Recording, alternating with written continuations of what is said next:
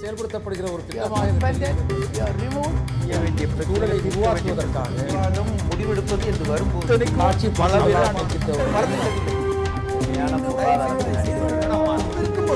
எதிர்த்து பேசிட்டு வணக்கம். நேர்பட பேசு நிகழ்ச்சிக்கு உங்களை அன்போடு வரவேற்கிறோம். இன்சூரன்ஸ் காப்பீட்டு துறையில் அந்நிய முதலீட்டை அதிகரிப்பது தொடர்பான விவாதத்தில் மாநிலங்களவையில் ஐக்கிய ஜனதாதளத்தின் தலைவர் ஷரத் யாதவ் பேசிய ஒரு கருத்து பல்வேறு சர்ச்சைகளை கிளப்பியிருக்கிறது.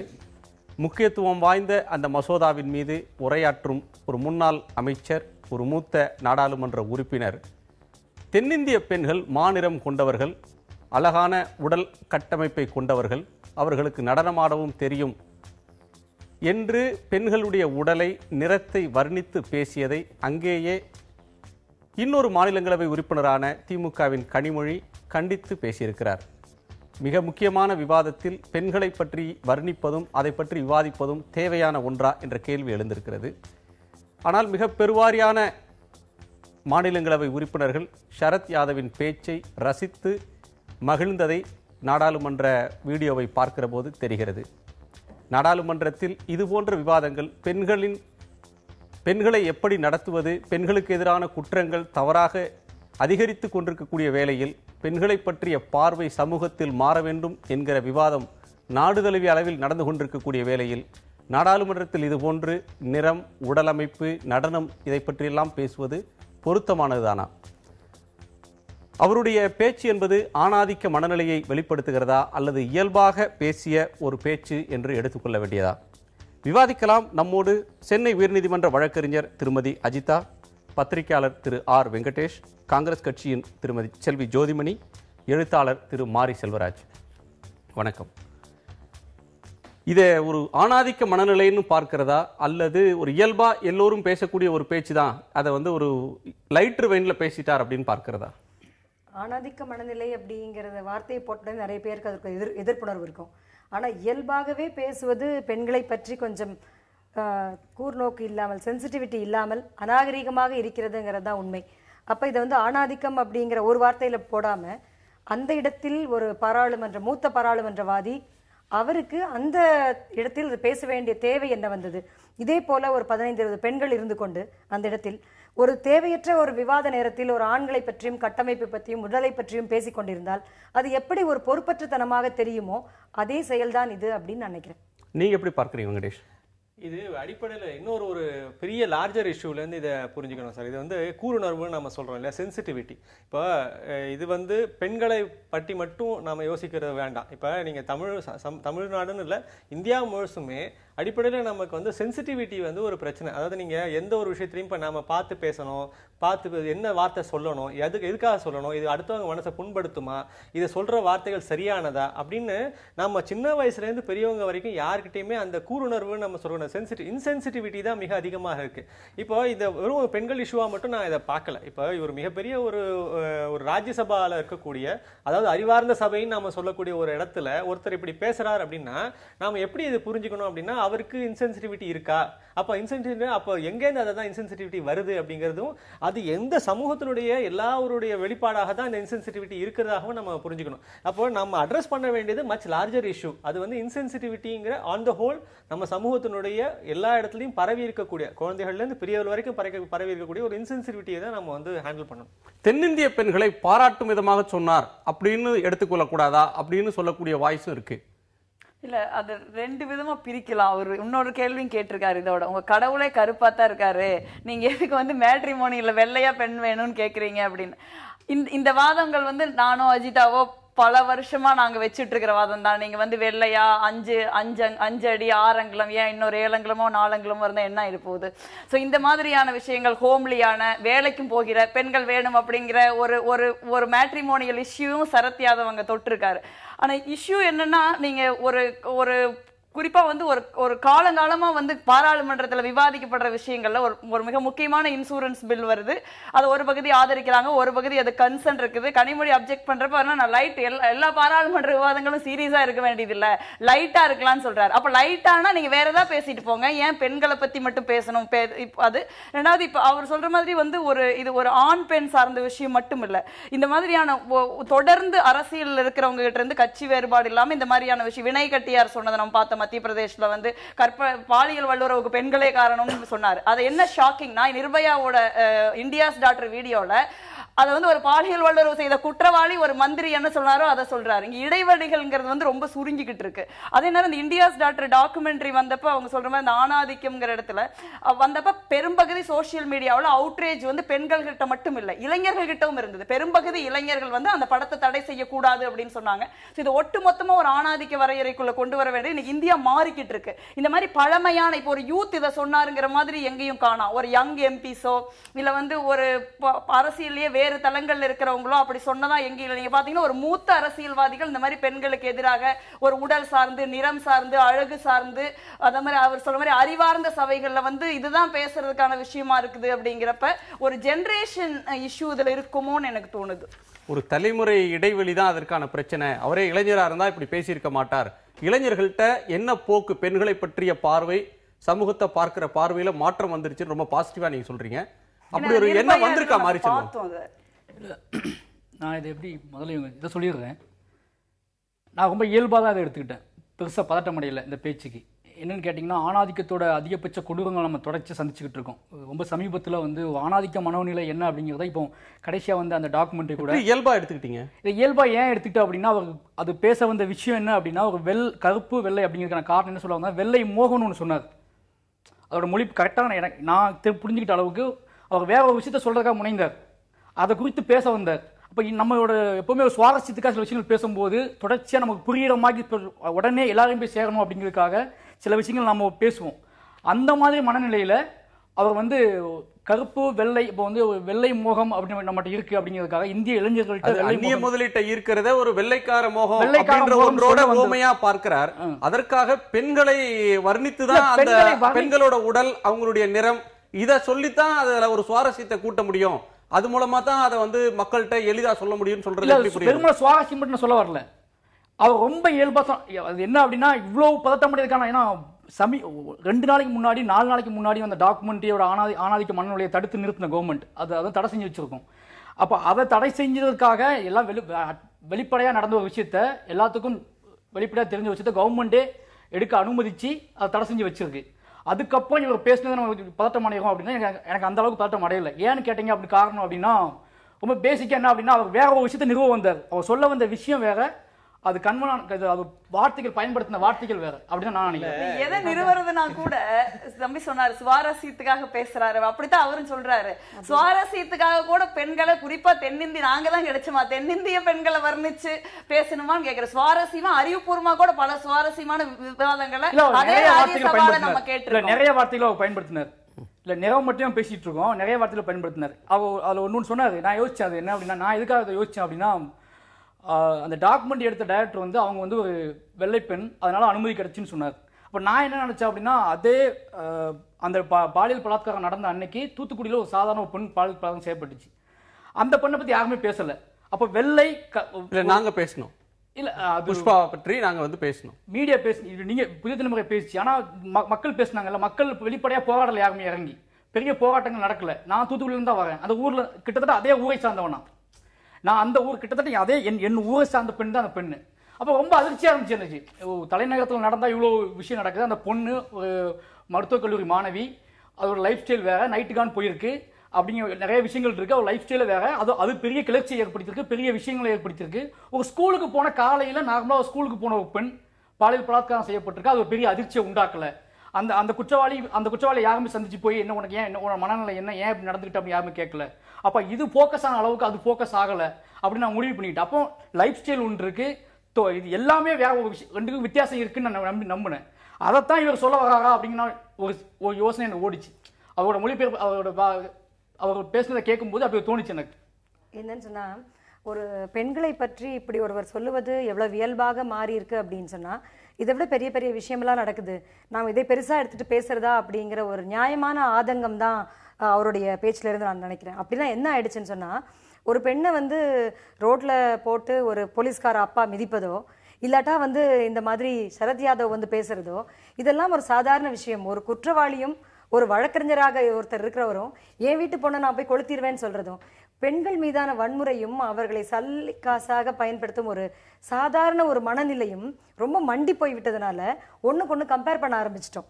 அப்ப அதை விட இது பரவாயில்லையே நமக்கு என்ன இருக்கு அப்படின்னு. அப்ப அந்த ஒரு பெண்களை ஒரு மனிதர்களுள் சரிபாதியானவர்களை எப்படி இந்த சமுதாயம் பார்க்கிறது அப்படிங்கிற விஷயத்த வந்து மிகப்பெரிய ஒரு கேள்விக்குள்ளா இருக்க விஷயம். ஒரு எம்பில இருந்து ஒரு அயோக்கியன் வரை, ஒரு ரோடுல போற ஒரு குற்றவாளியிலிருந்து ஒரு வழக்கறிஞர் வரைக்கும் எல்லாருக்குமே வந்து அவர்களை எடுத்து பயன்படுத்தும் ஒரு பொருளாக, உதாரணத்திற்கு காட்டும் ஒரு விஷயமாக, ஒரு காரையும் ஒரு பொண்ணையும் நல்லா மாதிரி வச்சுக்கணும், யார்ட்டையும் தரக்கூடாதுன்ற ஒரு சினிமா பாடல்கள் அளவுக்கு எப்படின்னு சொன்னா இதை வந்து சாதாரண விஷயமாக உதாரணம் காட்டும் விஷயமாக மாறிவிட்டு. இல்ல நான் ஒண்ணு சொல்லிக்கிறேன், நான் அதுக்காக பேச வரல. அது என்ன நான் என்ன சொல்ல வந்தேன் அப்படின்னா, இது எம்பி பேசினாரு அப்படிங்கிற பிரச்சனைக்கு அப்படிங்க பதட்டப்படலாம், அப்படிங்க பட்டம் தான் நான் படலை. ஏன்னு கேட்டீங்கன்னா, இப்போ இந்தியா டுடேல ஒரு சர்வே பண்ணாங்க செக்ஷுவல் பற்றி. அப்போ குஷ்பும் ஒரு கருத்து சொன்னாங்க, சுகிதா ராணியும் கவிஞர் சுகிதா ராணியும் கருத்து சொன்னாங்க. குஷ்பு சொன்ன கருத்தை விட சுகிதா ராணி சொன்ன கருத்து வந்து பயங்கர வலிமையானது. ஆனா சுகிதா ராணி சொன்ன கருத்தை பத்தி யாருமே பேசல, அவங்க எடுத்து போராடல, அவங்க எடுத்து சண்டை போடல யாருமே. குஷ்பு மட்டும் தான் பேசினாங்க, குஷ்பு மட்டும் தான் கேஸ் போட்டாங்க. அப்போ இல்ல, நாடாளுமன்றத்துல ஒரு மூத்த எம்பி தன்னோட பாயிண்ட் ஒன்ன வந்து நிறுவ முற்படுற நேரத்துல ஒரு பெண்ணோட உடல் அமைப்பு அது வந்து கவர்ச்சியாக இருக்கிறது, அவங்க வந்து அழகாக இருக்கிறார்கள், தென்னிந்திய பெண்கள் அழகாக இருக்கிறார்கள், அவர்களுக்கு அது நடனமாடவும் வருது அப்படின்லாம் சொல்றத கவர்ச்சி நீங்க சொல்லவர். அழகானவர்கள், அவர்கள் நடனமாடக்கூடியவர்கள், அழகானவர்கள், கருப்பா இருந்தாலும் கலையானவர்கள் தான் சொன்னார். இது வந்து நீங்க அழகு உணர்ச்சியா கூட எடுத்துக்கலாம். நீங்க வந்து இதுல இருந்தே நீங்க முற்பட்டீங்கன்னா, இதுல இருந்தே என்ன சொல்றது, நாடாளுமன்றத்துல விவாதிக்க வேண்டியது கனிமொழி எழுப்பின அதே விஷயத்துல பேச வேண்டியது இருக்கு. ஒரு பில் பத்தி, ஒரு சட்டம் பத்தி வாத பிரதிவாதம், அதோட நன்மை தீமையை விவாதிக்க வேண்டிய ஒரு நேரத்துல ஒரு பெண் கருப்பானவங்களா சிவப்பானவங்களா, அவங்க வந்து அவங்களுடைய உடல் அமைப்பு அழகானதாக இருக்கிறதா இல்லையா, அதை பத்தி மாநிலமா மற்றொன்றா அப்படின்னு பேசுறது இருக்கு. அதையும் பேசலாம், அதையும் பேசலாம், அதை நம்ம பேசலாம். பட் இந்த விஷயங்களை சொல்ற ஒரு மனநிலை ஒரு எம்பிக்கு ஏன் வருது அப்படின்னு கேட்கிறேன். நீங்க தமிழ் சமூகத்திலேயே சார், இப்ப நீங்க பத்திரிகை ஆனாலும் சரி, ஊடகங்கள் எதுவா இருந்தாலும், இப்ப நான் பல வார்த்தைகளை என்னால சொல்ல முடியும். இப்ப நம்ம வந்து எவ்வளவு தூரம் நம்ம இதை வந்து இயல்பாவே அக்செப்ட் பண்ணிட்டோம் அப்படிங்கிறது நீங்க பாத்தீங்கன்னா பயமா இருக்கு. இப்போ ஃபிகர் அப்படின்னு ஒரு வார்த்தையை பத்திரிகையில எழுதுறாங்க. இன்னும் எப்படி நீங்க எழுத முடியும் யோசிச்சு பாருங்க. நான் ஒரு பெண்ணாலே ஒரு ஆணாலே என்னாலே அதை யோசிக்க முடியாது. அந்த ஒரு வார்த்தையை வந்து ஒரு பெண்ணை குறிப்பிடும் போது, அது ஒரு படம் இருக்கு, அந்த படம் பேர்லாம் நான் சொல்ல, நிறைய படங்கள்ல அவங்க யூஸ் பண்ணக்கூடிய ஒரு படம் ஃபுல்லா வந்து அவன் பெண்களை குறிப்பிடும் போது பெண்ணுன்னு குறிப்பிடுறதுல திருப்பி திருப்பி என்னென்னலாம் இன்சென்சிட்டிவான வார்த்தைகளால அந்த அம்மா குறிப்பிட முடியுமோ குறிப்பிடுறாங்க. அப்போ நாம இதை பார்த்து அது ஒரு நகைச்சுவைன்னு நினைச்சு சிரிக்கிறோம். அப்போ நீங்க ஒரு மொத்த சமூகத்துல இப்ப இவங்க மேடம் சொன்ன மாதிரி நாம ஒண்ணுத்தோட ஒண்ணு கம்பேர் பண்ணி அதை விட இது பரவாயில்ல, இதை வந்து கொஞ்சம் மரியாதையா சொல்றான் பாரு அப்படின்ற ஒரு எண்ணத்துக்கு நாம வந்துட்டோமே தவிர, மிகப்பெரிய பிரச்சனை நாம அடிப்படை இன்சென்சிட்டிவிட்டியோடவே நாம வார்த்தைகள் பயன்படுத்துறதுல, சொல்லக்கூடிய சொற்கள்ல நம்ம இப்போ இதே நான் இன்னொரு வாரம் சொல்லுவேன், இதே அழகியல் பூர்வமா நீங்க சொல்றீங்கல்ல. இப்ப நான் சொல்லி இப்ப என்னால வந்து லாசா ராமாமிர்தத்தினுடைய வரிகள் இருக்கு. இப்ப நீங்க வந்து அழகா இருக்கக்கூடிய ஒரு என்ன சொல்றது, ஒரு வெத்தலை மாதிரி இருக்கக்கூடிய ஒரு விரிந்த வெத்தலை மாதிரி இருக்கக்கூடிய ஒரு பெண்ணுடைய கை, அல்லது வந்து காலில் இருக்கக்கூடிய முயலுடைய கால், முயல் மாதிரி இருக்கக்கூடிய பாதங்கள், உங்களுக்கு ஒரு கவித்துவமுக்கும் ஒரு எந்த இடத்துல ஒரு அரசியல் ரீதியான ஒரு புரிதலின்மைக்குமான ஒரு இடைவெளி ஒண்ணு இருக்கு சார். எந்த இடத்துல நீங்க என்ன வார்த்தையை பயன்படுத்துறீங்க, யார் அதை சொல்றாங்க, இது எல்லாமே ரொம்ப முக்கியம். இப்போ இந்த இடத்துல நாம ஒரு கவித்துவமான இடத்துல நம்ம போய் பேசல, ஒரு கவித்துவமான இடத்துல அவர் பேசல, அது ராஜ்யசபால போய் பேசுறாரு. அப்ப நம்ம அந்த இன்சென்சிட்டிவிட்டி அங்க வரக்கூடாதுங்கிறது, நீங்க வர வேண்டிய இடத்துல அது வந்து ரொம்ப சந்தோஷப்பட்டிருப்போம்ல. இல்ல இவங்க தான் பாலிசிகளை உருவாக்குறாங்க. என்ன மத்தவங்க சொல்றதுக்கும் இவங்க சொல்றதுக்குமான வித்தியாசம். கவிஞர் ஒரு பெண்ணை வந்து ஒரு அழகான பாடல் வரிகள்ல வர்ணிக்கிற போது அதை வந்து யாருமே கவிஞனுக்கான லிபர்ட்டியா பாக்குறாங்க, பொயட்டிக் லிபர்ட்டின்னு. அது வந்து அவருக்கு கொடுக்க லைசன்ஸ் மாதிரி பாக்குறாங்க, அதை மக்களும் ரசிக்கிறாங்க, அதுல யாரும் ஆட்சேபிக்கிறது இல்ல. ஒரு நாடாளுமன்றத்தில் இப்படியான ஒரு விவாதம் வரும்போது தானே இதுக்கான ஆட்சேபங்கள் வருது. இல்ல கேள்விய இந்த மாதிரி ஒரு பேச்சு வரும்பொழுதே அடுத்த கனிமொழியோ மற்றவர்களோ யாரோ ஒருத்தர் வந்து அவங்களும் வந்து உன் வீட்டு பொண்ணு எப்படி அவ்வளவு அழகா இல்லையா, அப்படின்னா நீ அப்படிதான் பாத்துக்கிட்டு இருக்கியான்னு அந்த வாதத்தை கொஞ்சம் நீட்டிச்சிருந்தா எவ்வளவு அநாகரிகமா இருந்திருக்கும். ஏன்னு சொன்னா அது போன்ற மாதிரி ஒரு விஷயங்களை சொல்ல வேண்டிய அவசியம் இல்ல இல்லாத இளைஞர்கள் வெள்ளை பெண்கள் மீது மோகம் கொண்டிருக்காங்கன்னு அவர் சொல்றாரு. சொல்லிட்டு தான் நம்ம ஊர் பெண்கள் கருப்பான தென்னிந்திய பெண்கள் கருப்பாக இருந்தாலும் கல்யாணவர்கள் இல்ல. அதாவது என்னன்னு சொன்னா நீங்க ஏன் வெள்ளைய பத்தி பேசுறீங்க, இது சரியில்லை. அவரை வந்து கேள்வி கேட்கும் போதுதான் அடுத்த இது வருது. அது சொல்றாரு கடவுளும் கருப்பு தான், நான் ஒன்னும் தப்பா சொல்லல, நான் வந்து பசங்க எல்லாமே இப்படித்தானே கேட்டுட்டு இருக்காங்க, வெள்ளத்தோல் மேல இந்தியா முழுக்க மோகம் இருக்கு அப்படின்னு தான் சொல்றாரு. அவருக்கு இருக்கிறதாவோ அப்படி சொல்லல. விஷயம் என்னன்னா ஒரு இன்சூரன்ஸ் மசோதாவை பற்றி பேசும் பொழுது பெண்களை நீங்கள் சேர்த்து இல்லைன்னா அவர்களை வந்து ஒப்புமையில் சொல்லுவது என்பது அநாகரிகத்தின் இல்லது அவர்களுடைய ஒரு உணர்வு நிலையினுடைய ஒரு அநாகரிகமான ஒரு வெளிப்பாடு. அது நிச்சயமாக ஏற்றுக்கொள்ளத்தக்கது அல்ல. ஏன்னு சொன்னா அதே நேரத்துல ஒரு 10 பெண் எம்பிக்கள் உட்கார்ந்து ஒரு ஆணினுடைய கையவோ அவருடைய உடலை பற்றியோ தோல் பலத்தை பற்றியோ அவருடைய முகத்தில் இருக்க வாலிப்பை பற்றியோ எப்பவுமே வடநாட்டு ஆண்கள்லாம் பார்த்தா எப்படி இருப்பாங்க தெரியுமான்னு பேசினா அது ரசிக்கக்கூடிய விஷயமாக பாராளுமன்றத்தில் இருக்க முடியாது. நாம தொடர்ந்து விவாதிக்கலாம். நாம் தொடர்ந்து பேச தங்களுடைய பங்களிப்பை அளிக்க சரத் யாதவ் பேசின ஒரு கருத்துல ஜோதிமணி ஒரு நிறம் சார்ந்து ஒரு கருத்தை சொல்றாரு. அந்நிய முதலீட்டை பத்தி பேசுறப்ப வெள்ளை மோகம் இருக்கு அப்படின்ற ஒரு கருத்தை சொல்றாரு. ஒரு வெள்ளைக்கார பெண்மணின்றதுக்காக அவங்க கேட்ட உடனே திகார் சிறையினுடைய கதவுகள் திறக்கின்றன. அவங்களுக்காக அவங்களால போய் ஒரு குற்றவாளியை போய் படம் பேட்டி எடுத்துட்டு வர முடியுது. நமக்கு ஒரு வெள்ளை மோகம் இருக்கு. நம்முடைய கடவுள்கள் கருப்பு நிறமாக இருந்தாலும் கூட வெள்ளை பெண்கள் தான் வேணும், அழகான பெண்கள் வேணுன்ற மேட்ரிமோனியல் ஆட், ஒரு மணப்பெண் தேவை அப்படின்னு வரும்போது அழகான பெண் தேவை அப்படின்ற ஒன்று இருக்கு. இந்த நிறம் சார்ந்த பாகுபாடு எங்கே இருந்து வருது?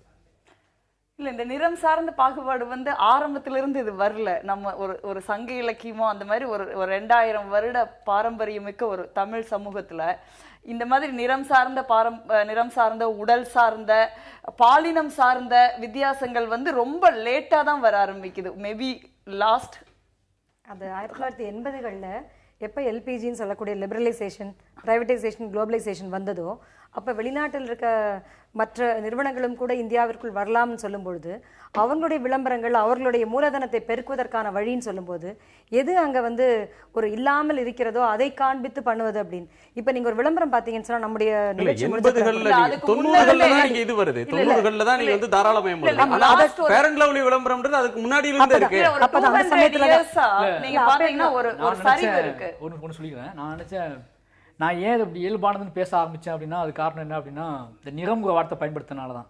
நான் முதல்ல நினைச்சேன் என்னையை கூப்பிட்டதுக்கான காரணமே அதான் நினைச்சேன். என்னைய எதுக்காக அந்த பெண்கள் இது கூப்பிடுறாங்க அப்படின்னு யோசிச்சுட்டு இருந்தேன். அப்போ நிறம் சம்பந்தமா அவர் பேசியிருக்காரு அப்படின்னோடனே ஓகே, அப்போ நம்ம நிறம் சம்பந்தமா பேசினா நம்மளை கூப்பிட்டுருக்காங்க அப்படின்னு நினைச்சு தான் நான் வந்தேன். அதனாலதான் நிறம் சம்பந்தமா பேசினதுனாலதான் அது என்ன அப்படின்னா ஒரு அது வந்து இளைஞர்கள், இந்திய இளைஞர்கள் வந்து வெள்ளை முகம் இருக்காங்க, கருப்பா இருந்தாலும் கல்யாணம் நிறைய பெண்கள் இருக்காங்க அப்படிலாம் பேசுனதுக்கான காரணம் என்ன இயல்பாடுத்துக்கிட்டேன். அதுக்கான காரணம் என்னன்னா நிறம் சம்பந்தமா இங்க நிறைய விஷயங்கள் இருக்கு. பெண்கள் வந்து பேசப்பட்டுட்டே இருக்கு டெய்லி. இல்ல ஔவையார் மாதிரி ஒரு பெண் ஒரு அம்பாசிடரா போக முடியுது. ரெண்டு மன்னர்களுக்கு இடையில போற நிறுத்துறதுக்கு அவர் ஒரு தூதரா போறார். அந்த அளவுக்கு வந்து பெண்கள் அன்னைக்கு டிப்ளமேட்டிக் ஸ்கில்ல வலுவா இருக்காங்க. ஒரு நீங்க இன்னைக்கு வந்து பெண் கவிஞர்கள் எழுதின கவிதைகளை பத்தி ஏராளமான சர்ச்சைகள் நம்ம பார்த்துட்டோம். நீங்க ஆண்டாள் திருப்பாவை, அது ஒரு பக்தி இலக்கியம், அதை யாராவது நீங்க படிச்சீங்கன்னா ஒரு பெண்கள் என்னவெல்லாம் எழுத முடியுங்கிறதுக்கான சுதந்திரம் இருந்ததை பாக்குறோம். ஒரு காலகட்டத்துல வந்து பெண்களுடைய அறிவு, கல்வி, அவங்களுடைய மற்ற எல்லா பாசிட்டிவான சைடும் மழுங்கடிக்கப்பட்டு பெண்களை வந்து வெறும் உடலாக, ஒரு உடல் சார்ந்த பொருளாக, ஒரு கல்வியில் உரிமையற்றவர்களாக, சொத்தில் உரிமையற்றவர்களாக, ஒரு சமூகத்தில் பங்களிப்பில் உரிமையற்றவர்களாக ஒரு பெண்களை வந்து வீட்டுக்குள்ளேயே இருந்தால் போதும் அப்படின்னு ஒரு ஈர்ப்பு, கல்விக்கு அனுப்பு, தன்னுடைய மகளுக்கு நல்ல கல்வி வேணும்னு சொல்லி அனுப்பக்கூடிய பெற்றோருடைய எண்ணிக்கை அதிகரிச்சிருக்கு. பெண்களுக்கான சொத்துரிமை வந்த காலம் இது. அதுவே வந்து நீங்க பாத்தீங்கன்னா அதுக்கப்புறம் ஒரு கண்ணி மாறுது, திருப்பி ஒரு டர்ன் மாறுது. அதுக்கப்புறம் முத்துலட்சுமி ரெட்டி பாத்தீங்கன்னா நீங்க அவங்க போராடி தான் படிக்க போறாங்க. அவங்களுக்கு அவ்வளவு எளிதா கதவு திறக்கல. இன்னைக்கு அதனோட வெளிப்பாடு இன்னைக்கு நிறைய பெண்கள் படிக்கிறாங்க, நிறைய பெண்கள் சமத்துவமான இடத்துக்கு வந்துட்டாங்க. ஆனா கூட அந்த மதிப்பீடுகள் வந்து இன்னும் தொடருது அப்படிங்கிறதுக்கான ஒரு விஷயம். நான் முன்னே சொன்ன மாதிரி இளைஞர்களே நிறைய பேர் வந்து இன்னைக்கு பெண்கள் சார்பா, பெண்களை மலினப்படுத்துகிற போராட்டத்துல வந்து ரொம்ப பெண்களுக்கு ஆதரவா இந்த மாதிரி நிக்கிறாங்க. ஆனா கூட அந்த மனப்பாங்கு, நீங்க சரத் யாதவ் சொல்றதுல அந்த மனப்பாங்கு வெள்ளையா இருக்கும், அது ஒரு கமாடிஃபிகேஷன் ஆஃப் விமன் நான் நினைக்கிறேன். அதுல இருந்து தான் வருது. மாரி செல்வராஜ் இதுல இன்னொரு அம்சம் பார்க்கணும். அவர் பேசக்கூடிய ஒரு கருத்திலேயே கூட பெண் உடலை வர்ணிக்கிறார், அழகை வர்ணிக்கிறார் அப்படின்னு நடனத்தை சொல்றார். ஒரு மூத்த தலைவர் அங்க பாராளுமன்றத்தில் பேசும்போது தென்னிந்திய பெண்களை பற்றி நினைக்கும் போது இஸ்ரோல பெரிய பதவியில் இருக்கிற பெண்கள் இருக்காங்க, பொருளாதாரத்துறையில சாதனைகள் படைச்ச பெண்கள் இருக்காங்க. ஆனால் அவரால் தென்னிந்திய பெண்ணா அழகு, நடனம், கலை, சினிமாவுக்கு வர்றாங்க, அது மாதிரியான ஒரு தோற்றம் தான் அதுலதான் வெற்றி பெற்றவர்களா இருக்காங்க அப்படின்னு பார்க்கிற ஒரு மனப்பான்மை இருக்கு. நான் இதுல கேட்கிறது, பெண் ஈர்ப்பு அப்படின்ற ஒன்று காலங்காலமாகவே பேசப்பட்டு இருக்கு, பாடுபொருளா இருந்துகிட்டு இருக்கு. அதன் தொடர்ச்சியாகத்தான் அந்த பேச்சையும் நம்ம எடுத்துக்கணுமா? இல்லை, இப்போ என்ன அப்படின்னா பாரதியார் கூட சொல்லியிருக்காரு கேரள நாட்டில் பெண்கள்னு சொல்லிட்டு. அவர் கேரளா நாட்டு பெண்கள் தான் அழகுன்னு சொல்லியிருக்காரு. இல்லை, இப்போ என்ன பிரச்சனை அப்படின்னா அவர் சொல்ல வந்த அவர் பேச வந்த முதல் விஷயமே இதுதான். வெள்ளை மோகம் இல்லாமல் நீங்கள் ஒன்று வெள்ளை முகத்தை எதிர்த்து பேசுறது தான் தொடங்கினார் அவர். இப்போ பெண்கள் அழகானவர்கள், இந்திய பெண்கள் தென்னிந்திய பெண்கள் அழகானவர்கள்னு சொல்ல முற்படும் போது தான் அவர் ஏன் அழகானவர்கள், அது ஆபாசம் கிடையாது, அது எந்த வக்கமும் கிடையாது, அது அவரோட முதிர்ச்சியில் ஒரு ஆண் மனோபாவம் தான். அது என்ன அப்படின்னா ஆணோட ஆணாதிக்க மனநிலையும் நமக்கு நல்லாவே தெரியும். ஏன்னா எனக்கு என்ன பிரச்சனை அப்படின்னா, ஒரு அட்வொகேட் இந்த டாக்குமெண்ட் வந்தப்போ அவரோட ஆணாதிக்கத்தோட உச்சமாக பேசினார். அதை எதிர்த்து நம்ம வந்து பெரும் கிளர்ச்சி நடக்கலைங்க. அந்த அதை நம்ம கருத்து சுதந்திரமா இன்னும் நம்ம நம்பிக்கிட்டு கடுமையான கண்டனம் வந்து அவர் பெரிய மன உளைச்சலுக்கு உள்ளாகியோ, அவர் வந்து வாபஸ் வாங்கியோ, மன்னிப்பு கேட்டோ ஒன்றும் பெருசா ஒன்றும் பண்ணல. அதே மாதிரி தெல்ல தெளிவா நடந்த ஒரு விஷயத்த டாக்குமெண்ட் கவர்மெண்ட் அனுமதிச்சதுக்கு அப்புறமும் அதை வந்து நம்ம தடை செஞ்சப்போ நம்ம வந்து ஏன் உங்க நாட்டை தான் நடந்துச்சு, இது ஏன் நம்ம கண் முன்னாடி தான் நடந்துச்சு, இதை ஏன் தடை செஞ்சீங்க அப்படின்னு கேட்கல. அப்ப நான் இன்னொன்னு நினைச்சேன், இதே இந்திய பெண் யாராவது போய் டாக்குமெண்ட் எடுக்க ட்ரை பண்ணியிருந்தா, இல்ல இப்ப தமிழ்நாட்டில் நடந்தது யாராவது டாக்குமெண்ட் எடுக்க கொடுத்துருப்பாங்களா? அவர் அதைத்தான் சொன்னார். அவர் இந்திய பெண் கிடைச்சிருந்தா கொடுத்துருப்பாங்களா? அப்ப நிறைய விஷயங்கள் அதுல இருக்கு. இல்ல வாய்ப்பு அதுக்கு அவங்களுக்கு இல்லாம போயிடுச்சு, நமக்குன்னா அப்படி அவங்களுக்குன்னா அப்படிங்கிற அந்த விஷயம். பெண் அழகுன்னு சொல்றது மட்டும் எப்படி எனக்கு புரியல. அதாவது ஒரு வெள்ளை மோகத்தை அவர் சொல்வதற்கு எல்லா உரிமையும் இருக்கு, நாம உடன்படுறோம். அழகானவர் சொல்றதுக்கு உரிமை இருக்குல்ல அவருக்கு. ஆமா, அதனால அந்த உதாரணத்தை சொல்லும் பொழுது பெண்ணினுடைய அழகையும் உடலமைப்பையும் கட்டமைப்பையும் பற்றி சொல்ல வேண்டிய அவசியம் இல்லை. இயல்பாகவே இதெல்லாம் வருது அப்படின்னு சொன்னா காலம் காலமாக பெண்ணின் உடலை ஒரு காட்சி பொருளாக, சந்தை பொருளாக ஆக்கி நம்ம பழக்கப்பட்டிருக்கோம். அந்த பழக்கத்தினுடைய வெளிப்பாடு தான் இதுவும் கூட. நீங்க வந்து 100 கோடி மக்களினுடைய பிரதிநிதிகளாக 543 பேர் இருக்காங்க. அந்த 543 பேர் இல்லாம ராஜ்யசபால சில 100 பேர்கள் தான் இருக்காங்க. அந்த சில 100 பேர்கள்ல இருக்கவங்க சொல்லும் போது மிகவும் பொறுப்பான இடம். அந்த இடத்துல உட்காந்து அது பேசக்கூடாது. ஒரு வக்கீல் இன்னைக்கு ஒரு கட்சிக்காரன் வந்தா பணத்தை வாங்குவார், நாளைக்கு ஒரு கட்சிக்காரன் வந்தா இருப்பாரு, அவர் போய் என்ன வேணாலும் பண்ணலாம்னு சொல்லிட்டு பெண் குறித்து பெண்ணை பத்தி நம்ம பேச போறோம் அப்படிங்கிறதுக்காக ஒரு பெண் நம்ம ஒரு விஷயத்த பேச போறோம், இயல்பா பேச போகும்போது ஒரு பெண் குறித்து நான் எடிட் பண்ணிட்டே இருக்குன்னு நினைக்கிறேன். சொல்றீங்களா? நான் இதை பேசணும், இதை பேசக்கூடாது, இடம் முக்கியம் தான். அவர் சொன்ன அந்த கண்டென்ட் நிறுவன கண்டென்ட் வேற. அது எங்க இன்னும் சொல்ல போனா நான் வர்ற வழியில ஏன் நான் இவ்வளவு ஆணித்தரமா பேசுறேன்னா, நான் வர்ற வழியில ஏன்னா எனக்கு புதுசா ஒரு டாபிக் இது என்ன பிரச்சனை அப்படின்னா, பெண்ணை பத்தி நம்ம என் வயசுக்கு மீறி நான் பேச போறேன் அப்படின்னு நினைச்சிட்ட மனசுக்குள்ள. நம்ம ஒரு மூத்தவர் பேசியிருக்காரு, அவரோட மனநிலை, பேசின இடம், பேசின பொருள், பாடுபொருள் எல்லாத்தையும் யோசிச்சு வர வழியில நம்ம டிரைவர் ஓட்டுநர்கிட்ட கூட கேட்டேன், வர வழியில் நண்பர்கிட்ட கேட்டேன், என் பெண் தோழிகிட்ட நான் கேட்டேன். இப்படி பேசியிருக்காரு ஒரு மூத்த அரசியல்வாதி, ஒரு எம்பி பேசியிருக்காரு. இதுல தப்பா ரைட்டா இது என்னன்னு நான் முடிவு பண்ணிக்கிறது. நான் வந்து இதை தவறுகள் நினைக்கிறேன், இயல்பானது நினைக்கிறேன். ஏன்னா எல்லா வார்த்தையிலும் மனப்படமா இருக்கு அவர் என்ன பேசியிருக்காரு அப்படின்னு சொல்லிட்டு. எல்லை தாண்டல ஒரு பெண்ணை ஒரு கேட்கிற பெண் எல்லை தாண்டல அப்படின்றது வந்து ஒரு சப்ஜெக்டிவ். வார்த்தை சொல்றேன் அப்படின்னா எல்லை தாண்டறதுக்கு நான் சொல்லல. எனக்கு நான் பேசின பெண்கள் எல்லாருமே, நான் கேட்ட பெண்கள் பெண் தோழிகள் எல்லாருமே இதுல பெருசா தவறா ஒண்ணும் தோணல. அவர் இயல்பா பேசியிருக்காரு அப்படிங்கிறத விஷயம். நிர்பந்தத்தை ஏற்படுத்தியோமோ நாம இப்படி பேசிக்கிற ஆண்களுக்கு, இப்படி இயல்பாக பேசிக்கிற ஆண்களுக்கு நாம ஒரு நிர்பந்தத்தை ஏற்படுத்தி இயல்பான ஒரு வெளிப்பாட்டு உணர்ச்சி அப்படின்னு அதை பார்க்கிறாங்க. இல்ல அது இந்த விஷயத்துல நம்ம என்ன பார்க்கலாம்னா, அவர் சொல்ற அந்த பெண் நண்பர்கள்லாம் சரிதான், அது ஒன்றும் பெரிய தப்பா தெரியலீங்கன்னு சொல்லும் பொழுது, சரத் யாதவனுடைய இன்னொரு சக உறுப்பினரான கனிமொழி அவர்கள் எழுந்து நின்று வேண்டாம் இப்படி பேசாதீங்கன்னு அப்ஜெக்ஷன் சொல்லும்போது, ஐயோ மன்னிச்சிருங்க, ஊன் பண்ணிட்டேனா, உங்களை நான் கஷ்டப்படுத்திட்டேனா அப்படின்னு அவர் நிறுத்தி இருந்தாருன்னா பிரச்சனை இல்லை. அதை மற்றவர்கள்லாம் வந்துட்டு நீ உட்காருமா, நீ உன் இடத்துல இதோ ஜாலியா சொல்றாருன்னு கைத்தட்டி சிரிக்கும் பொழுதும், அதற்கு மேலும் இன்னும் 2 வார்த்தைகள் அதிகமாகும் பொழுதுதான் அதனுடைய சீண்டல் என்ன, பெண்களை பற்றி அவர்கள் பார்வை என்னங்கிறது. நீங்க சொன்ன அடிப்படையில ஒரு வார்த்தை ஆமா மன்னிச்சிருங்க நான் அப்படி நினைக்கல. பெண்களுக்குமே தங்களை பற்றி அபிப்பிராயங்களை இப்படித்தான் கட்டமைச்சிட்டு வராங்க. பிரச்சனையே அங்கதான் இருக்கு. இப்ப நீங்க அவங்களுக்கே இன்சென்சிட்டிவா இருக்காங்க. இப்ப நீங்க அவங்கள பத்தி நீங்க அவங்க பேசும்போது இப்ப நாம வந்து நம்மளை பத்தி தான், இப்ப நீங்க பெரும்பாலான ரசிகைகள் தான் தான் உட்கார்ந்து இந்த டிவியை பாக்குறாங்க, அவங்களுக்கு இருக்கக்கூடிய சினிமா பாக்குறாங்க. அப்படின்னும்போது அவங்களுக்கு சட்டுன்னு நம்மள தான் இவங்க தப்பு சொல்றாங்களே, நம்மள தான் இவங்க வந்து ரொம்ப சீன்றாங்களே அப்படிங்கிற எண்ணம். அப்போ அவங்களுக்கு முதல்ல அந்த விதமான ஒரு விழிப்புணர்ச்சி, தன்னை பத்தி இருக்கக்கூடிய விழிப்புணர்ச்சி, தன்னை பற்றி ஒரு அவதூறா பேசப்படக்கூடிய வார்த்தைகள், இது அத்தனையுமே அவங்களுக்கு முதல்ல இருக்கணும். ஆனா என்ன ஆயிப்போச்சுன்னா, நம்ம கமாடிட்டி, இப்ப இவங்க சொன்ன சரியான வார்த்தை, கமாடிட்டி ஆஃப் விமன் அப்படின்னும் போது நேச்சுரலி அப்ப என்ன ஆகுது, இது எல்லாமே தொடர்ந்து இதெல்லாம் சரிதான் போல இருக்கு, இதெல்லாம் அக்செப்டபிள் போல இருக்கு. அப்போ நமக்கு அடிப்படையில சின்ன பசங்கள்ல இருந்தே நம்ம சொல்லி தர வேண்டியது என்னன்னா, இவங்களுக்கு இதெல்லாம் சரியில்லைப்பா, உன்னுடைய ஏதோ ஒரு வகையில சீன்றான். இது நம்மளுடைய தொடர்ந்து நம்ம மீடியாவும் சினிமாவும் எல்லாமே நம்ம பண்ணிட்டு இருக்குது மூளையை மழுங்கடிச்சிருச்சு. சில அரசியல் தலைவர்களும் அமைச்சர்களும் கூட தங்களுக்கு அடுத்த நிலையில் இருக்கிற பெண் உயர் அதிகாரிகளை அவங்களுடைய உடல் அமைப்பை வர்ணிச்சு சிராகிச்சு பொது வெளியில பேசினதும் அதனால சர்ச்சை ஏற்பட்டதையும் நம்ம கடந்த காலத்துல பார்த்திருக்கிறோம். அப்ப பெண்களுடைய உடல் அல்லது பெண்கள் உடல் சார்ந்து நிறம் சார்ந்து இருக்கக்கூடிய பிரச்சனைகளை மரியாதையோடு தான் அணுகணும். அதை வந்து பேசுவதற்கு நமக்கு உரிமை இல்லை, பொது வெளியில அடுத்தவங்க பேசுறதுக்கு உரிமை இல்லை அப்படின்ற ஒன்றை ஒரு பாடமாக குழந்தைகளுக்கு சொல்ல வேண்டிய அவசியம் இருக்கு. கண்டிப்பா சொல்லி தரணும். ஏன்னா நீங்க உட்கார்ந்து நீங்க சாதாரணமா நீங்களும் நானும் பேசுற மாதிரி ரோட்ல உட்கார்ந்து பேசல, நம்ம எங்க பேசுறோம், பார்லிமெண்ட்ல பேசுறோம், ராஜ்யசபால பேசுறோம். அவ்வளவு நிர்பந்தம் ஏற்படுத்த இல்ல சார், நிர்பந்தம் இல்ல, அதுதான் ஒரு பண்பாடு. நம்ம பண்பாடு எப்படி வரும்? ஸ்பெஷல் இல்ல, இதே பாராளுமன்றத்துல வர்மா கமிஷன் நிர்பயா பாலியல் வல்லுறவுக்கு அப்புறம் விவாதம் நடக்கிறப்ப அவ்வளவு ஒரு பெண் இந்தியாஸ் டாட்டர் டேப்ல அவர் சொல்றாரு, நாங்க எல்லாம் முடிஞ்சு புடிச்சு இழுத்தோம், அது வெளியில வந்துருச்சு, பார்த்தா அதுக்கு பேர் வந்து லிவர் அப்படின்னு சொல்றாங்க. நீங்க அது ஒரு பொண்ணா இருந்து பாருங்க, இல்ல ஒரு பிரதரா இருந்து பாருங்க, இல்ல ஒரு சக ஆணா இருந்து கூட பாருங்க. அப்ப அந்த மாதிரியான மனநிலை ஏன் வருது அப்படிங்கறதையும் அந்த ரேபிஸ்ட் தெளிவா டேப்ல சொல்றான். நான் அந்த இடத்துல வந்து நீங்க அவருக்கு வந்து ஒரு செக்ஷுவல் பிளஷரே அல்ல அவங்க யாருக்கும், நாங்க வந்து ஒரு பாடம் கத்து கொடுக்க விரும்பணும். அப்படி அதுல சில பதிவுகள்லாம் வருது. நீங்க பெண்ணுனா வந்து வீட்டுக்குள்ளதான் இருக்கணும், படிக்க வேண்டியது இல்ல, வீட்டு வேலை செஞ்சுக்கிட்டு வீட்டை பாத்துக்கிட்டா போதும். இந்த மாதிரியான வியூஸ் இருக்குதுல்ல, இந்த வியூஸ் வந்து எந்த இடத்துக்கு எக்ஸ்டெண்ட் ஆகுதுன்னு பார்த்தா நாங்க எடுத்தோம் புடிச்சு இழுத்தா அதுக்கு பேர் லிவர்னு சொல்ற அளவுக்கு ஒரு குரூரமான எல்லைகளை தொடுது. ஒரு வர்மா கமிஷன், தீவிரமான வர்மா கமிஷன் விவாதத்துல பாராளுமன்றத்துல அதுக்காக உங்களுக்கு வந்து மெழுகுவர்த்தி ஏந்தி இளைஞர்களும் போராடினாங்க, பெண்களும் போராடினாங்க. அந்த பெண்களை வந்து டென்டட் பெயிண்டட்னு சொல்றாங்க. சோ அப்ப என்னன்னா ஒரு பாலியல் வல்லுறவு இன்னைக்கு வந்து 20 நிமிஷத்துக்கு 2 பாலியல் வல்லுறவு நடக்குது, சாரி 2 நிமிஷத்துக்கு 20 பாலியல் வல்லுறவு நடக்கிற நாடுகள்ல நம்ம நாடு ஒண்ணா இருக்கு. இதனுடைய நீட்சி எங்கன்னா வெறும் செக்ஷுவல் பிளஷர் மட்டும் இதனோட நீட்சி இல்ல. ஒரு பெண்ணை வந்து உடலா நீங்க வந்து ஒவ்வொரு இடத்துல பார்லிமெண்ட்ல இப்படி பேசுறது தப்பு இல்லையே, பள்ளிக்கூடத்துல இப்படி பேசுறது தப்பு இல்லையே, நீங்க வந்து தொலைக்காட்சி விவாதங்கள் இப்படி பேசுறது தப்பு இல்லையே, சினிமாக்கள் இப்படி காட்டுறது தப்பு இல்லையே. இவர் சொன்னாரு ஃபிகர்னு சொல்றாங்க. ஃபிகர்ங்கிற வார்த்தை வந்து நீங்க எனக்கு அவர் சொல்றது கொஞ்சம் ஷாக்கா இருந்தது. அது கொஞ்சம் சாதாரணமான வார்த்தையா தான் இருக்கு. ஏன்னா எங்களுக்கே தோல் தடிச்சு போச்சுன்னு நினைக்கிறேன் அதெல்லாம் கேட்டு.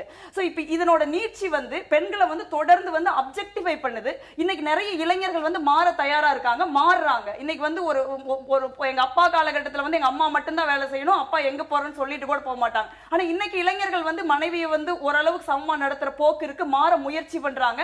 இதை தாண்டி அவர் சொன்னாரு தோழிகள் அதுக்கு சரின்னு சொன்னாங்க. பெண்கள் மண்டக்குள்ளேயும் ஆண்கள் மண்டக்குள்ளேயும் இந்த விஷயம் திணிக்கப்படுது. என்னை பொறுத்த வரைக்கும் பெண் ஆண் 2 பேருமே சமூகத்துடைய விக்டிம் தான் நான் பாக்குறேன். சோ இதனுடைய தீவிரமான நீட்சிகளை கருத்தில் கொண்டு இதெல்லாம் லைட்டானது, இதெல்லாம் சுவாரஸ்யமானது அப்படின்னு எடுத்துக்கூடாது. ரோல் மாடலா இருக்க வேண்டியவங்க அதை பண்றப்ப பிரச்சனை வருது. இப்ப நீங்க ஒரு அழகா ஒரு நடிகர் வந்து ஸ்டைலா சிகரெட் குடிச்சா பல இளைஞர்கள் வந்து அதை ஃபாலோ பண்றாங்க. சோ இது ஈஸியா எடுத்து பொதுக்கூட்டங்கள்லயும் பொது வெளிகள்லயும் அல்லது திரை படங்கள் வாயிலாகவும் பெண் உடல் அல்லது பெண்களை கேலி செஞ்சு வரக்கூடிய வாசகங்கள் வசனங்கள் இது வந்து அந்த ஒரு போக்கு அதிகரிக்கிறது மாதிரியும் தெரியுது. ஒரு வகையில் பார்க்கும்போது சென்சார் போர்டு இருக்கான்னு தெரியாத அளவுக்கு பல விஷயங்கள் பல திரைப்படங்கள்ல வருது. இதுக்கும் பெண்களுக்கு எதிரான குற்றங்களுக்கும் தொடர்பு இருக்கு அப்படின்னு சொல்லலாமா? இல்லை, எல்லாம் நம்ம இப்போ பேசினதை வச்சு என்ன யோசிக்கிறேன் அப்படின்னா, நானே வந்து இப்போ அடுத்த இந்த நிகழ்ச்சி முடிஞ்ச வெளியே போகும்போது பெண்கள்கிட்ட என்னோட பேசும்போது என் மண்டைக்குள்ளே சத்தியமாக ஒரு எடிட்டிங் மிஷின் ஓடிட்டு இருக்கும். என்ன அப்படி அதுக்கு காரணம் என்ன அப்படின்னா, என்னோட இயல்பு என்னோட இயல்பு நான் பழகின விதத்தை தெரிஞ்சு போயிடும். நான் வந்து எப்படி எனக்கு எங்களோட நெருக்கமாக்குற பெண்களோட, எனக்கு நெருக்கமாக தோழிகளோட, நண்பர்களோட நான் எப்படி பழகுறேன், என்ன பேசுகிறேன் அப்படிங்கிறத நானும் அவங்க தான் முடிவு பண்ண முடியும். அதான் முடியும்னு. இப்போ இவங்க என்ன சொல்கிறாங்கன்னா, பெண்கள்கிட்ட பேசும்போது எந்த இடத்துல பேசுகிறோம், யார் பேசுகிறா, அப்போ பெண்கள் அந்த அச்சமூட்டக்கூடிய நீ பெண்ணை பற்றி பேசுகிற அப்படின்னு சொல்கிறாங்க. இப்போ சினிமா நீங்கள் கேட்டீங்க, சினிமா மட்டும் கிடையாது. சினிமாவும் வன்முறைக்கு காரணமா அப்படின்னு கேக்குறாரு. சினிமா வன்முறைக்கு காரணமா? சினிமா பொதுவெளியில பெண்கள் கேலி செய்யப்படுறது அது சினிமா மட்டும் இல்ல, ஒரு பொதுக்கூட்டமா இருக்கலாம், நாடாளுமன்றத்தில் இருக்கலாம், ஒரு டாக்குமெண்ட்ரியில ஒரு லாயர் பேசுறதா இருக்கலாம். இது மாதிரியான பேச்சுகளுக்கும் பெண்களை எதிரான குற்றங்களுக்கும் தொடர்பு இருக்கான்னு கேட்கிறேன். இல்ல தொடர்பு இருக்கான்னு கேட்டா இருக்குன்னு தான் சொல்லுவேன். ஒரு வெதுவெதுப்பான ஒரு தண்ணியில நீங்க தவளையை விட்டீங்கன்னா அது நீந்திட்டே இருக்கும். நீங்க கொஞ்சம் கொஞ்சமா அதுல சுடு தண்ணியை ஆட் பண்ணிக்கிட்டே இருந்தீங்கன்னா அது நீந்திட்டே தான் இருக்கும். எப்ப அதுக்கு மரணம் நிகழ்துனே தெரியாத வகையில இருக்கும். அதே சுடு தண்ணியில நீங்க அப்படி எடுத்து தவளையை போட்டீங்கன்னா அப்படியே குதிச்சு போயிடும். ஒரு சமூகம் எப்படி இருக்கணும்னு சொன்னா அந்த சுடு தண்ணியில இருக்க மாதிரி அதுக்கான ஒரு சென்சிட்டிவிட்டியோட இருக்கணும். அதுதான் அந்த சமூகத்தினுடைய தன்மை. நீங்க கொஞ்சம் கொஞ்சமா அதுல வெதுவெதுப்பான தண்ணியை ஆட் பண்ணி மரத்து போக செய்யறதும் தன்னுடைய அழிவு எங்கன்னு தெரியாம இந்த சமுதாயத்தை மாத்துறது தான் இந்த சமுதாயத்தில் இருக்கக்கூடிய கருத்தியலும் ஊடகங்கள் இதுல என்ன விதமான தவறு நம்ம இப்ப நம்ம எப்படி அடுத்த பெண்ணோட திருப்பி பேசும்போது நம்ம கவனமா பேசணுமா அப்படின்னா ஆமா கவனமா தான் பேசணும். நாம ஆமா நீங்க ஒவ்வொரு தரமும் நாம நீங்க யார்கிட்ட பேசுறதுனால பெண்ணுக்கு நீங்க என்ன சொல்ல இல்ல அதுதாங்க வளர்ச்சிங்கிறது. நீங்க ஆண் பெண் சின்ன வயசுல இருந்து நான் வளரும் போது நீங்க பக்குவத்தை அடைய இப்படிதான் பேசணும்னு சொல்றீங்க. பெண்ணும் அந்த பக்குவத்தை ஆண்கிட்ட பேசும்போது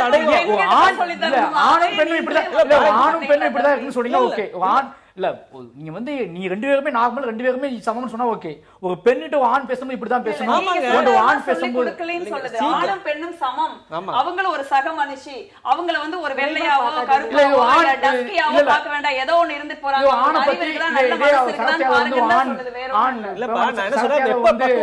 இந்திய ஆண்கள் கருப்பா இருந்தாலும் கல்யாணம் சொல்லியிருந்தா இந்த வாதம் வந்திருக்குமா? அப்படி சொல்ல மாட்டாரு. அப்படி சொல்றதுனால சமூகத்துல தாக்கம் இல்ல. ஆனால் ஒரு பெண்ணை வர்ணிக்கிறது இருக்குல்ல, நீங்க தென்னிந்திய பெண்கள், வட இந்திய பெண்கள், எனக்கு பிரச்சனை என்ன அப்படின்னா பெண்களோட வாழ்ந்திருக்காங்க, பெண்களோட பழகி இருக்காங்க. எல்லோருமே பெண்களோட தான் வாழ்றோம், எல்லோருமே பெண்களோட தான் சமூகத்துல இருக்கோம். அதுதானே உண்மை. நாடாளுமன்றத்துல ஒரு முக்கியமான விஷயத்தை ஒருத்தர் சீரியஸா பேசிட்டு இருக்காரு. அவர் சொல்லி ஒரு விஷயம் வெளிநாட்டு மோகம், வெள்ளை மோகம்னு சொல்றாரு. வெள்ளை மோகம்னு நம்ம முதல்ல மைண்ட கிளிக் ஆகுறது ஆண் பெண் தான். பெண் ஏன்னு கேட்டீங்கன்னா பத்திரிகை எடுத்து பாத்தீங்கன்னா உள்ள அத்தனை பேருமே கேட்டிருக்கிறது வெள்ளை பொண்ணு தான் கேட்டிருக்காங்க. அத சொல்றதுக்கு நீ இப்படிப்பட்ட இந்திய இளைஞர்கள் நிறைந்த இப்படிப்பட்ட இளைஞர்கள் நிறைந்த இந்தியாவா தான் இருக்கு இந்தியா. ஆனாலும் கருப்பு இந்த இந்திய இளைஞர்களால் நிராகரிக்கப்படுகிற பெண்கள் எல்லாருமே அழகானவர்கள் தான் அப்படி சொல்றாங்கல. அந்த மாதிரி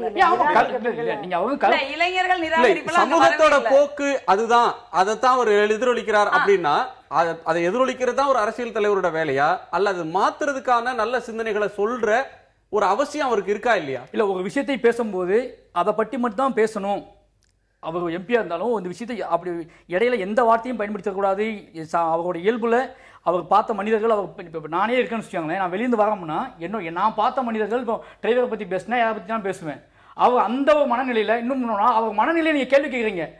நிஜமாவே சொல்லியிருந்தா அவர் மேல குற்றச்சாட்டுகள் இருந்தா இப்ப நம்ம இருந்திருந்தால் ஒரு சாதாரண பத்திரிகையாளராக இருந்திருந்தால் அது வெளியில் இருக்க ஒரு வாயில் காவலராக இருந்திருந்தால் பிரச்சனை இல்லை.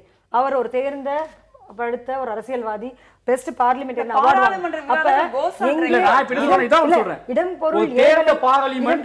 இடம் பொருள் ஏவலை அறிந்து தான் பேசும் பொருளுக்கு சம்பந்தப்பட்ட விஷயங்களை அதுடன் பேசுவதுதான் நாகரிகம். அதை விடுத்து ஒரு பெண்களின் உடலையோ பெண்களையோ அதில் சம்பந்தப்படுத்தி பேசுவது என்பது அவசியமற்றது. அதுல மற்றவங்க எல்லாம் கைகொட்டி சிரிக்கும் ஒரு கேலிக்கான பொருளாக அதை பார்க்கும் பொழுது கட்டாயம் அவசியம் இல்லாதது. இன்னும் கொஞ்சம் நம்ம எல்லாம் உயர்வான நிலையில் நின்று நம்முடைய பார்லிமெண்டேரியன்ஸ் எதிர்பார்க்கணும். அதுவும் சாதாரணம், இதுவும் சாதாரணம். ஒரு லோக்கல்ல சொல்ற ஒரு ரோட்ல குறைச்சிக்கிறோம் அப்படி இருக்க முடியாது. நம்ம மற்றவர்களையும் ஒரு சரத் யாதவனுடைய கருத்தையும் ஒன்றாக வைத்திருக்க முடியாது. என்னன்னு சொன்னா எப்படி ஒரு பியூனாக வேலை செஞ்சாலும் கூட நீ இந்த தகுதி இருக்கா, இந்த தகுதி இருக்கா, நீ 12வது பாஸ் பண்ணிருக்கியா, BA பாஸ் பண்ணிருக்கியா அப்படின்னு பார்க்கும்போது பாராளுமன்றவாதிகளாக வரும்பொழுது நீங்கள் எதிர்நிலையில் இருக்கும் பாலினத்தை எவ்வளவு மரியாதையோடு இருக்கிறீர்கள். அவர்களுக்கு ஒரு 100 கொஸ்டினர் போட்டு கேள்விகள் கேட்கணும் போல தெரியுது இப்பெல்லாம். ஏன்னு சொன்னா வெஸ்டர்ன் சொசைட்டி பத்தி நம்ம ரொம்ப பேசுறோம். ஆனா வெஸ்டர்ன் சொசைட்டில ஒரு MP இப்படி பேசிட்டு you can't get away. Political கரெக்ட்னஸ்னு ஒன்று இருக்கு சார். நீங்க இப்போ இங்கிலீஷ்ல ஒரு இப்போ வெஸ்டர்ன்ல ஒரு இப்போ நாவல்கள்லாம் வருதுன்னு வச்சுக்கோங்களேன். அவங்க வந்து இப்போ எப்படி நீங்க பொலிட்டிக்கலி கரெக்ட் இருக்கும் போது அது மாதிரி ஃபெமினிஸ்டிக் கரெக்ட்னு ஒன்று காப்பி வருது. இப்போ எப்படின்னா இப்போ அவங்க வந்து விமன் அப்படிங்கிறதுல கூட இந்த மென் வரக்கூடாது அப்படின்னு ஸ்பெல்லிங் எப்படி போடுறாங்கன்னா WOMMON போடுறாங்க ஆக்சுவலா. அப்போ அந்த அளவுக்கு பெண் வந்து அதாவது ஆண்ன்ற ஒரு வார்த்தை ஆண்கிற சொல்லு கூட பெண்ணுடைய எந்த இடத்துலயும் வரக்கூடாதுன்னு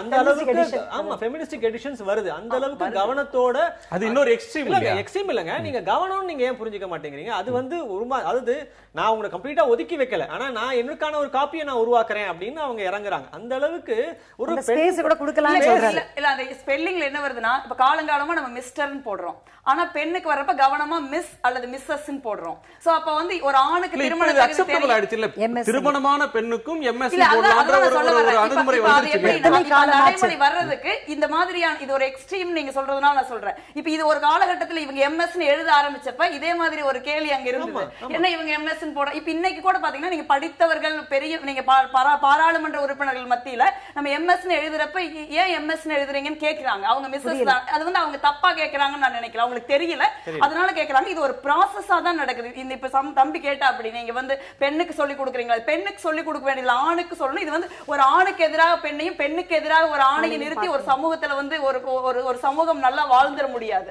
இப்ப வந்து இப்ப ரெண்டு பேருமே சமமான ஒரு சமூகம், ஒரு ரெண்டு பேருமே ஒரு பரஸ்பரம் அனுசரித்து போகிற, புரிந்து கொள்கிற, மதிக்கிற, அதுதான் இங்க சிக்கல். இந்த மரியாதைங்கிறதுல சிக்கல் வருது. அன்பு இருக்கு, சில புரிதல் இருக்கு, கடினமான நேரத்துல ஆண்கள் சப்போர்ட் பண்றாங்க, அதெல்லாம் ஒண்ணும் மாற்று கருத்து இல்ல. ஆனா இந்த மரியாதைங்கிறது வந்து சில நேரம் தம்பி வந்து நான் சென்சார் பண்ணிக்கிட்டு பேசணுமா அப்படின்னு கேட்கிறேன். அப்படி இப்ப சென்சார் அல்ல அது. இப்ப வந்து நீங்க வந்து இப்ப இந்த வார்த்தை வந்து அவர் சென்சார் பண்ணிக்கிட்டு பேசி இருக்கலாம் தான் நான் நினைக்கிறேன். ஏன்னா பாராளுமன்றத்துல எனக்கு தெரிஞ்ச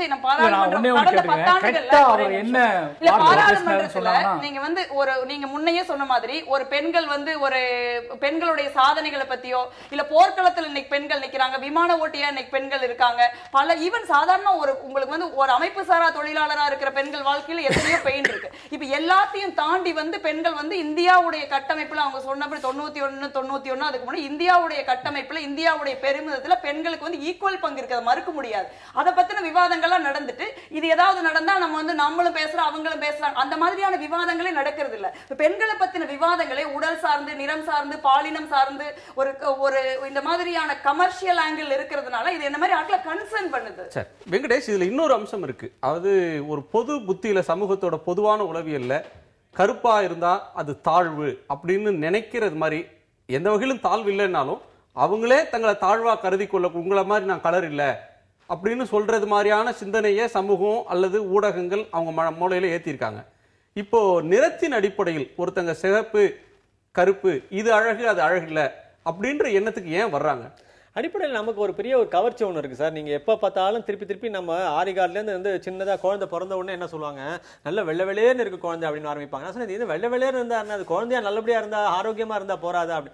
நம்ம பார்வை எப்படி இருக்குன்னா நமக்கு வந்து வெள்ளை, அதாவது இது வந்து ஒரு காலனிய சிந்தனையுடைய தொடர்ச்சியாக கூட இருக்கலாம், நமக்கு தெரியல. நம்ம வந்து வெள்ளைக்காரனை பார்த்தே வளர்ந்தோம், வெள்ளைக்காரனை பார்த்தே ஆசைப்பட்டு அவனுடைய ஒரு மொழி, அவனுடைய ஒரு பண்பாடு, அவனுடைய ஒரு கலாச்சாரம், அவனுடைய அழகு, அவனுடைய மேதமை எல்லாம் பார்த்து நம்ம வளர்ந்துருக்கோம். ஸோ அப்போ திருப்பி நம்முடைய சமூகத்தில் அந்த காலனியத்தினுடைய பாதிப்பு இன்னும் இருக்கு. அந்த பாதிப்பினுடைய தொடர்ச்சி தான் வெள்ளைக்கார மாதிரி வெள்ளை வெள்ளையேன்னு குழந்தை பிறந்திருக்கான் அப்படின்னா அது மாதிரியான ஒரு அபத்தம் வந்து கிடையாது. ஆனா நம்ம மனசுல அடிப்படையில் என்ன தோணுதுன்னா, இப்ப நீங்க நம்மளுடைய ஹீரோஸ் எல்லாருமே நீங்க ஏன் அவ்வளவு கஷ்டப்பட்டு வெள்ளையை அடிச்சுக்கிறாங்க பாருங்க. காரணம் அதுதான், ரொம்ப வந்து தாங்க வந்து ஃபேரா இருந்தா தான் நம்ம சமூகம் நம்மளை பார்க்கும். இல்ல ஃபேர்னஸ் எது, ஃபேர் அப்படின்றது எது, ஃபேர் அதாவது ஃபேர்னா டு தி எக்ஸ்ட்ரீம் ஃபேர், அதாவது பெயிண்ட் அடிக்கிற ஃபேர், அதான் அவங்களுடைய ஃபேர். அதாவது வந்து நீங்க மாநிலம் ஃபேர் கிடையாது. இப்ப நீங்க கல்யாணத்துக்கு இவங்க சொல்லிட்டு போது சொன்னாங்க, கல்யாணத்துக்கு நீங்க இது கொடுக்கும்போது கூட அட்வர்டைஸ்மென்ட் கொடுக்கும்போது கூட யாரும் வந்து மாநிலம்னு கொடுக்க மாட்டாங்க, எக்ஸ்ட்ரீம்லி ஃபேர்.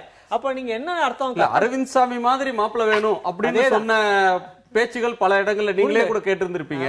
இப்ப நம்ம இதுல புரிந்து கொள்ள வேண்டிய ஒரு அம்சமா இருக்கிறது, குழந்தைகளுக்கே வந்து நம்ம சொல்லி கொடுக்கணுமா கருப்பு சிகப்பு இதை வச்சு வந்து நம்ம வந்து பேதம் பார்க்க கூடாது, வெள்ளையா இருக்க கூடவங்க பொய் சொல்ல மாட்டாங்க, இப்படி ஒரு எண்ணம் பல பேர் இருக்கு. அவர் போய் சொல்லுவாரா அப்படின்னு சொல்ற மாதிரி இருக்கு. அறிவாளி கருப்பா இருக்கிறவங்களுக்கு விவரம் தெரியாது, அவருக்கு பாக்குறதுக்கு ஒரு மாதிரி கிராமத்தா மாதிரி இருந்தா கூட ரொம்ப விவரமா இருக்கிறாரு அப்படின்னு சொல்றாங்க. அந்த மாதிரி இருக்கிறவங்களுக்கு விவரமே இருக்காது, அறிவு இருக்காது அப்படின்னு பார்க்கிற அந்த உளவியலை மாத்த வேண்டிய அவசியம் இருக்கு இல்லையா? இல்ல இதெல்லாம் ஸ்டீரியோ டைப் சார். ரொம்ப வருஷமா நம்ம மனசுல திருப்பி ஸ்டீரியோ டைப்னு சொன்னாலும் அது இன்னமும் இருந்துட்டு இருக்கு. இல்ல அந்த ஸ்டீரியோ டைப்பை மாத்துறதுக்கு ரொம்ப சீரியஸான பார்லிமெண்டேரியன்ஸ் கிட்ட விவாதம் வந்து பாலிசி லெவல்ல சேஞ்சஸ் கொண்டு வரணும்.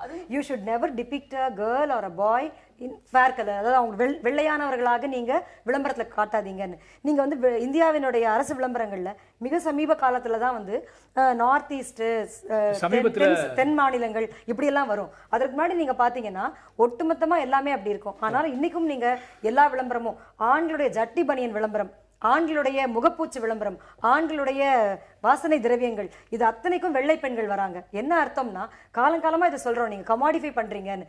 அதே மாதிரி இந்த வெள்ளைத்தோலை கமாடிஃபை பண்றதுனால நம்முடைய தென்னிந்தியர்கள் நம்முடைய நிறத்தை மாற்றிக்கொள்ள முடியாது. ஏன்னா மெலன் நம்முடைய நிறமிகள் என்ன இருக்கோ அதுதான்.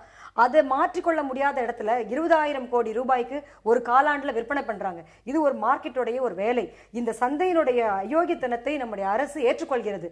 இது போன்ற விளம்பரங்கள் ஏமாற்று விளம்பரங்கள் அரசே தடுத்தாலும் மக்கள் வாங்குற மனநிலையில் இருக்கிறாங்க. மக்களோட விருப்பமாக அது மாறின பிறகு அரசு எந்த அளவுக்கு அதை தடுக்க முடியும்ன்ற ஒரு கேள்வி இருக்கு. நீங்க மக்கள் மனநிலையில மாற்றலையும் ஆரம்ப கல்வி பள்ளிக்கூடத்திலையும் இந்த 2 இடத்துலயும் மாற்றம் வரணும். இப்ப முதல்ல இருந்ததுக்கு இப்ப மாற்றம் வருது. முதல்ல வந்து பெண்களை படிக்க வைக்க வேண்டிய தேவை இருந்தது. எனக்கு தெரிஞ்ச நிறைய குடும்பங்களை யாரோ ஒருத்தர் தான் படிக்க வைக்க முடியும்னா இன்னைக்கு வந்து பெண்களை படிக்க வைக்கிறாங்க. முதல்ல பசங்களை தான் படிக்க வைப்பாங்க, பையன் எப்படியோ படிச்சுக்குவான், இப்ப பொண்ணை படிக்க வைக்கலாங்கிற ஒரு சூழல் மாறிக்கிட்டு இருக்கு. சோ குடும்பத்திலிருந்தும் ஆரம்ப பள்ளிக்கூடங்கள்ல இருந்து தான் இந்த மாற்றத்தை தொடங்கணும்னு நினைக்கிறேன். அவங்க சொல்ற அரசு விஷயத்துல நாம் தொடர்ந்து பேசலாம். ஒரு இடைவேளைக்கு பிறகு நாம் பேசலாம். தென்னிந்திய பெண்களை பற்றி சரத் யாதவ் வர்ணித்தது என்பது, நாடாளுமன்றத்தில் தென்னிந்திய பெண்களை பற்றி சரத் யாதவ் வர்ணித்தது ஆணாதிக்க சிந்தனையா இயல்பான பேச்சா என்று கேட்டிருந்தோம். ஆணாதிக்க சிந்தனை என்று 70% நேயர்களும், இயல்பான பேச்சு என 30% நேயர்களும் கருத்து தெரிவித்திருக்கிறார்கள். அந்த நேயர்களுக்கு நன்றி. ஆதிக்கம் அப்படின்றதுக்கு பலவிதமான இது இருக்கு. ஆண் பெண் ஆதிக்கம், பெண்ணை பார்க்கறதுல நிறத்தை வைத்து பார்க்கிற ஆதிக்க போக்கு, இப்படி பலவிதமான இது இருக்கு. இப்ப குழந்தைகள்ல இருந்து தான் தொடங்கணும். இவங்க சொல்றது மாதிரி சட்டம் போட்டு தடுக்கிறது ஒன்று, சமூக மனப்போக்குல மாற்றங்களை கொண்டு வரணும் அப்படின்ற எண்ணம். இதை பார்க்கிற போது, இந்த ரிசல்ட்டை பார்க்கிற போது நமக்கு வந்து இன்னும் ஒரு சமத்துவத்தெல்லாம் நம்ம சமூகம் அடைஞ்சிடல, ஒரு ஆணாதிக்கம் ஒரு ஆதிக்க போக்குன்றது ஏதோ ஒரு வகையில் வெளிப்படுதுன்றது தெரியுது. இந்த ஆதிக்க போக்குகளை களையிறதுக்கு என்ன செய்யணும், எங்கே இருந்து தொடங்கணும்னு உங்கள் நால்வருடைய கருத்தையும் சொல்லுங்க. நீங்கள் தொடங்குங்க. இல்லை, இப்போ இந்த ரிசல்ட் பார்த்தோன்னே எனக்கு தோணுது என்னன்னா, பெரும் பதட்டமான சூழலில் சமூகம் இருக்குது அப்படின்னு தான் தோணுது. ஏன்னா ஒரு வெறும் 4 வார்த்தை கூட ஒரு பதட்டத்தை ஏற்படுத்துது. பெண் சார்ந்த ஒரு 4 வார்த்தை ரொம்ப இயல்பாக மனநிலை என்ன இயல்பாக பேசியிருந்தா அவருக்கே தோணியிருக்கலாம். அந்த வார்த்தை வீட்டுக்கு போனதுக்கப்புறம் நிறைய பேர் சொன்னதுக்கப்புறம் பெரும் சர்ச்சையானதுக்கப்புறம் அவருக்கே தோணியிருக்கலாம். பெரும் பதட்டமான சூழலில் இந்தியா இருக்குது அப்படிங்கிறத நம்பியிருப்பார். அப்போ இனிமேல் அவர் தெளிவாக நடந்துக்குவார். இப்போ நானுமே தான் நினச்சி, இப்போ ரிசல்ட்டை பார்த்தோன்னு எனக்கும் தோணிச்சது தான். அப்போ நான் ரொம்ப கேஷுவலாக வந்துட்டேன் அப்படின்னு தோணுச்சு. நான் இது ஒரு பெரிய இஷ்யூ, நான் வந்து ரொம்ப இயல்பாக இருந்தேன். இப்போ இந்த ரிசல்ட் பார்த்ததுக்கப்புறம் நானும் பதட்டமாக ஆகிட்டேன். அப்போ இனிமேல் ஒரு நம்ம சமூகத்தில் நடக்கிற சம்பவங்கள்லாம் பார்க்கும்போது எல்லாருமே பதட்டமாக தான் இருக்கணும். எப்போவுமே எல்லாமே அலர்ட்டாக இருக்கணும். அது வழி கிடையாது. அப்படி ஆயிடுச்சு, இல்லை கிட்டத்தட்ட அப்படியே ஆயிடுச்சு. பதட்டமா இருக்கணும்ன்றது அவசியம் இல்லை, நியாயமா இருக்கணும். அதான் நியாயம். இப்போ என்ன பிரச்சனை அப்படின்னா, மாமா பேசினாலும் சரி, சித்தப்பா பேசினாலும் சரி, பொண்ணுகிட்ட நம்ம பதட்டமாக தான் போயிடுமே.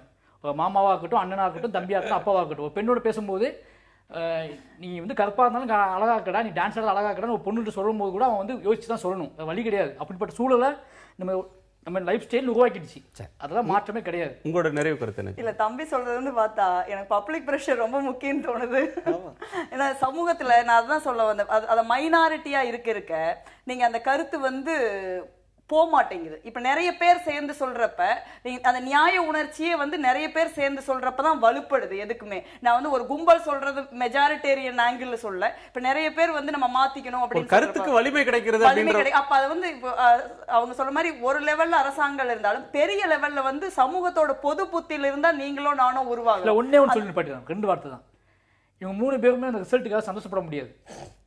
கண்டிப்பா அச்சப்பட வேண்டிய 3 பேர்கள் தான். ஏன்னா இவ்வளோ இப்படி அதாவது என்ன இவ்வளோ பெரிய பதட்டத்தை சமூகத்தில் ஏற்படுத்திருக்கு அப்படின்னா கண்டிப்பா இவங்க வீட்டுக்கு போய் அச்சத்தில் தான். இல்ல, அவங்க பதட்டப்பட்டு ஒரு கருத்தை சொல்றாங்க. சுருக்கமா அவரோட பதட்டத்தை நீங்க எப்படி புரிஞ்சுக்கிறீங்க? இல்ல, அவர் வந்து ஒரு மேபி அவசரமா நீங்க கூப்பிட்டுருப்பீங்க, அதனோட பதட்டத்தோட தொடர்ச்சியா இருக்கலாம். பட் நான் என்ன நினைக்கிறேன்னா, அந்த தம்பி நான் எங்க சைடு தான் பேசுறா அப்படி, ஆனா ஏதோ ஒரு தின் லைன் அவர் ரொம்ப ஆதங்கப்படுறாரு. பெண்களுக்கு எதிராக பெரிய குற்றங்கள்லாம் நடக்குது, அதெல்லாம் நம்ம ஏத்துக்க முடியல, அந்த நிர்பயா படத்தை தடை பண்ணிட்டாங்க அப்படின்னு தான் பேசினாரு. பேசினார் அவர் ஆக்சுவலி அவர் இந்த சைடு தான் இருக்காரு, பட் ஏதோ ஒரு பதட்டம் அவர் அந்த சைடு நோக்கி நகர்த்திருச்சு.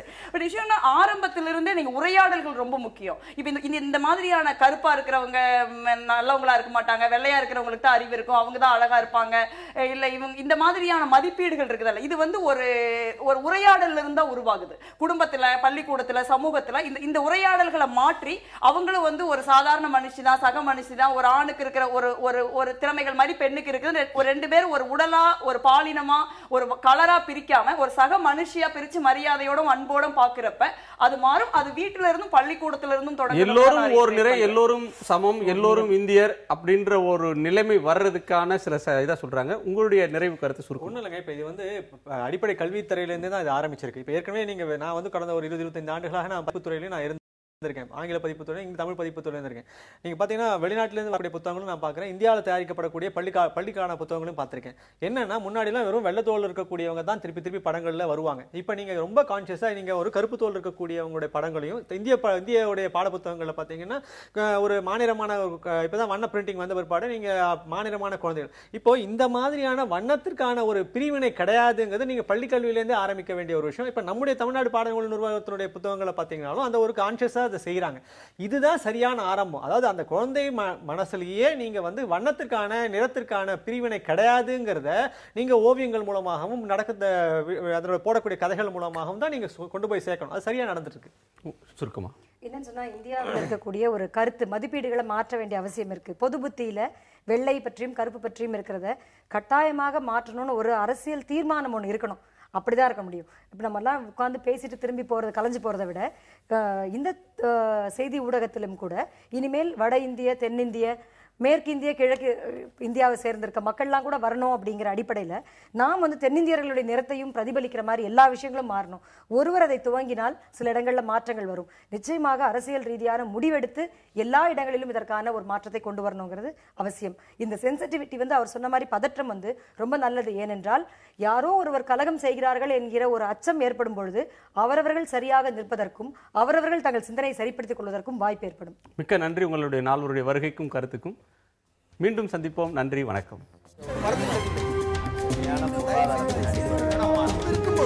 எதிர்த்து பேசிட்டு நாட்டுல